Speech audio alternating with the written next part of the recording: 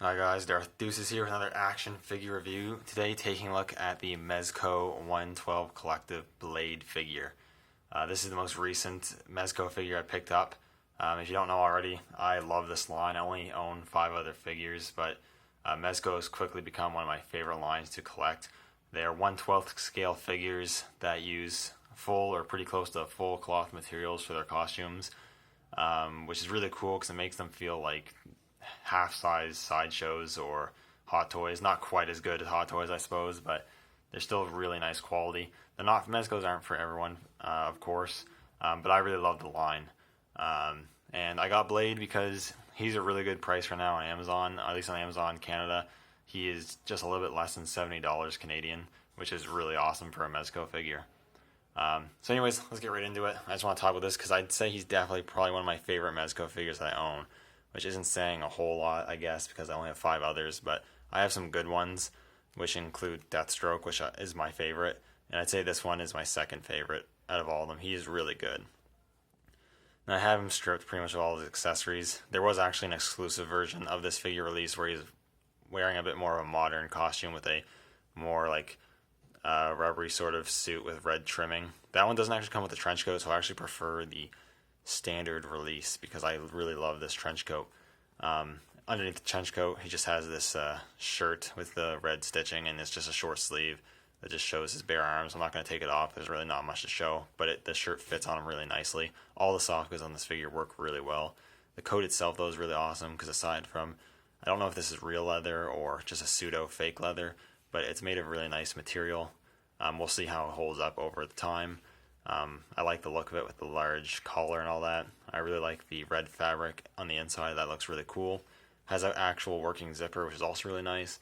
And the most awesome part about this coat is that it has a bendy wire. So you want to get those action poses, you can get the coat bent in all sort of different poses, which is super awesome. It makes posing and dynamic poses so much more realistic and cool looking, making him an absolute joy to pose, which is awesome. Getting a look at head sculpt here, I really like the head sculpt. I find with this whole Blade figure, it is a comic Blade, but it definitely has some sort of inspiration to the Wesley Snipes Blade as well, or it looks enough like him, or maybe that's just a testament to the movie and how well it was able to recreate the comic look. But the head's really cool. You actually get 2 head sculpts, and we'll take a closer look at that later. But this one is just a stoic look, which looks really good. The eyes are painted really well. He's got the crew cut with the tattoos on the back of his head and neck, and the crazy hairstyle he's got going on, and the goatee looks really good, and the skin color looks great as well. I really like that. You got his gloved hands, which has some red trimming and some gunmetal coloring on it. He comes packed with his fisted hands on. He comes with a plethora of hands, which we'll get into. Inside, you've got a plastic belt, which is painted and sculpted really nicely, and you've got some holsters for the weapons and gadgets that he comes with, again, which we'll get into later.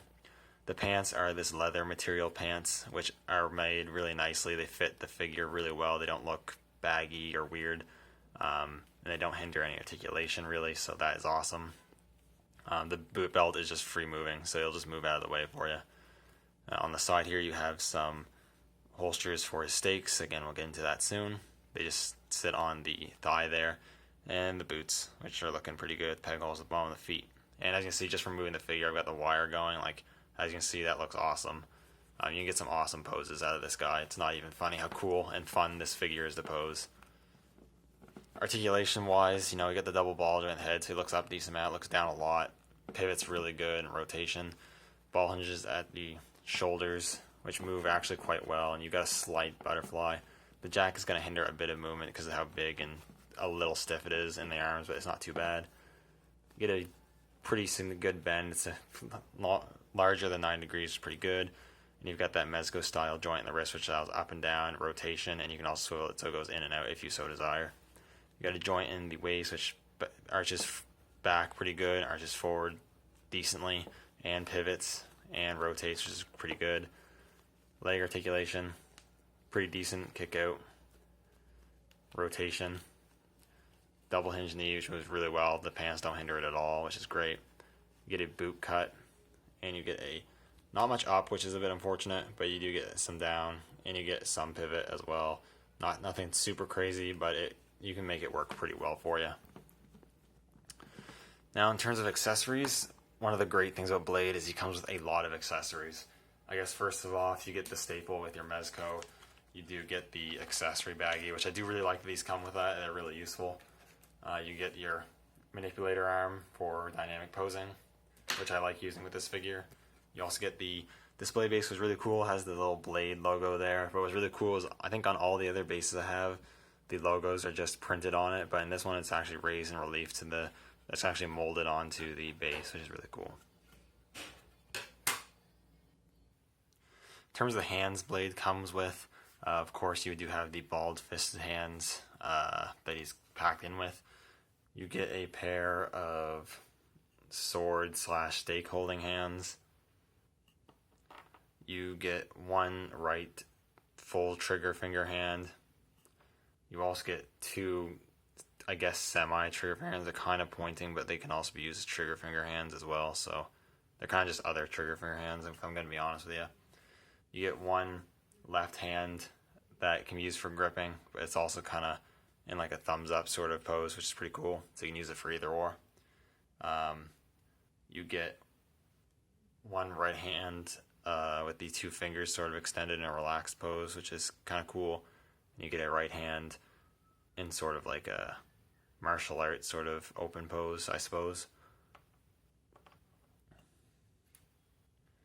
You get a right hand karate chop sort of hand, which is really cool for more martial arts sort of stuff. And you get a left supporting hand for holding like the shotgun with two hands and whatnot. So you get a lot of hands with this figure, which is really good. Another thing he comes with is shades. You actually get 4 pairs of shades, which is good that you get extras. You get 2 for the 2 head sculpts, and you get 2 extras because this would be easily breakable and you could lose easily as well. They go onto the figure easily, and once they're on properly, they stay on really well. And there we go. We get the classic Blade look, and the shades look awesome on both head sculpts. So there's the other one.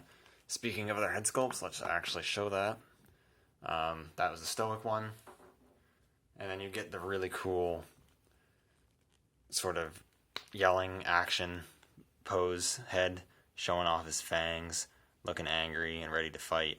This head sculpt is my favorite. It really brings the figure to life when doing action poses and looks awesome. And again, you can take your shades, just put them on there, and that looks fantastic. I love how that looks. And now we move on to his plethora of weaponry. First off, you get 2 of these Blade boomerangs, which is really cool. There's mold in the silver plastic. You can get them to hold them. They also hinge and swivel in.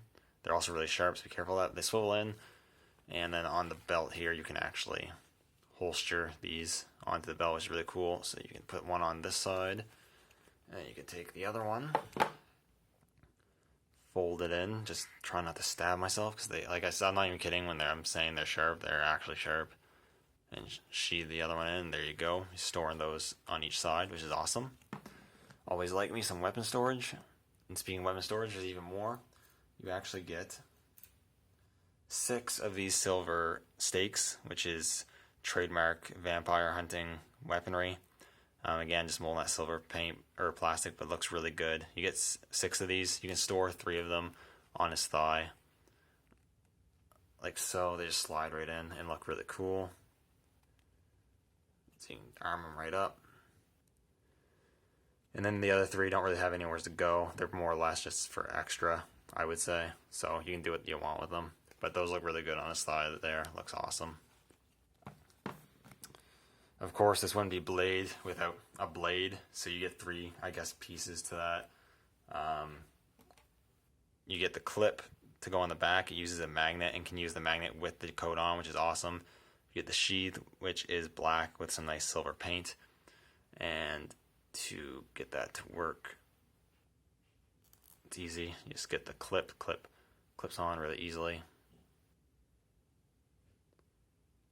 And then you can put it right on the back there, and it just magnet just gets the back, like so. And then you also have the sword, which looks really nice, painted nicely. He can hold it well with his hands that are meant for it. You know, they'll sheath it on his back. It looks really cool. And it stays in. It doesn't, not going to fall out, which is awesome. He comes with a couple guns. You get this submachine gun, which I think is new to this figure. I don't think any other figures use, but I'm not sure. Kind of has a more futuristic sort of look to it, but it looks really cool. Got some nice paint apps with silver and gunmetal. The clip is removable. It's got silver bullets in there, which is a cool, nice little attention to detail. You also get an extra magazine, and he holds this gun really well. And the other gun he comes with is this rather large shotgun, which looks awesome. It has this little fabric strap, which you can sling over his shoulder, which is really cool. You can also take it off if you wish. You also get the pumping action, which is also really cool. And then lastly, accessories I think should come with every gun-wielding Mezco figure. You get 2 gun-firing effects, which is awesome. You get the blast effect, which is used for the shotgun. I'd be careful of putting these in, but if you get them in, they go in pretty nice tightly. You get the shotgun looking like it's firing. And then same with this one, submachine gun, you slot that in, you get the bullet on the end, and that looks really, really cool. I really like that. So lastly, I'll do really quick comparison here. Here he is with another Marvel Mezco figure. I have the Mezco Deadpool. These guys look pretty cool together, and Blade is a nice height. He's just slightly taller than Deadpool, which I think makes sense. I think Blade should be a slightly larger character. And then just because here he is with the Marvel Legends, here he is with Magneto, and about the same height. So he scales well with Marvel Legends as well, like he should. Overall, this is a really fantastic figure, a really great Mezco figure. I think it would be honestly one of their best. If you've ever wanted to dive into the Mezco line, try it out. I would highly recommend this one, especially considering it's a decent price on Amazon right now. So I would definitely go grab it up. Anyways, thank you guys for watching. Let me know what you think down in the comments below, and I'll see you all in the next video.